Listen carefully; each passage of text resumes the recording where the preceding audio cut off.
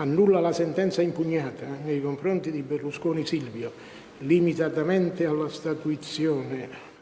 Terremoto, rivoluzione, ma anche responsabilità e interesse del Paese. Nel PDL Veneto, il giorno dopo la sentenza che ha condannato in via definitiva Silvio Berlusconi, il cuore dice una cosa, la ragione un'altra. I sentimenti sono tutti di solidarietà verso il leader e di incredulità per la sentenza, ma c'è l'intenzione, magari ben calcolata, di non togliere subito il sostegno al governo. Ma credo che il cuore sia come il giorno prima, solidarietà, amarezza, difficoltà. Credo che in ognuno di noi, ma credo anche in chi non vota il PDL, chi non vota Forza Italia, certamente immagino un periodo non facile. Un periodo non facile perché questo governo, che era un governo di coalizione importante per la responsabilità e per la crisi economica che c'è, è ovvio che esce volutamente o no un po' indebolito. Alberto Giorgetti, coordinatore regionale del partito, afferma che sul piano politico nulla potrà essere più come prima, facendo presagire dure prese di posizione. Giancarlo Galan parla invece di terremoto e di un governo destinato ad essere messo in discussione.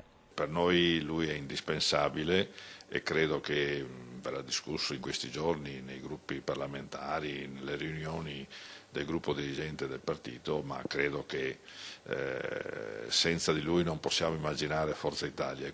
Ecco, proprio da Forza Italia ha affermato di voler ripartire il Cavaliere nel suo commosso videomessaggio registrato pochi minuti dopo la lettura della sentenza.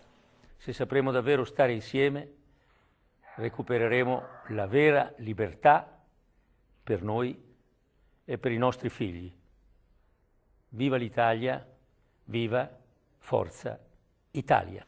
Tornando al governo, in serata si sono riuniti a Roma i gruppi parlamentari che sostengono il PDL per scegliere quale risposta dare alla sentenza. Credo che i governi stanno in piedi se rispettano il programma e noi, stante il risultato elettorale, abbiamo condiviso questo percorso di responsabilità nei confronti del Paese. Quanto al Veneto, la guida della regione non avrà invece ripercussioni da quanto accaduto.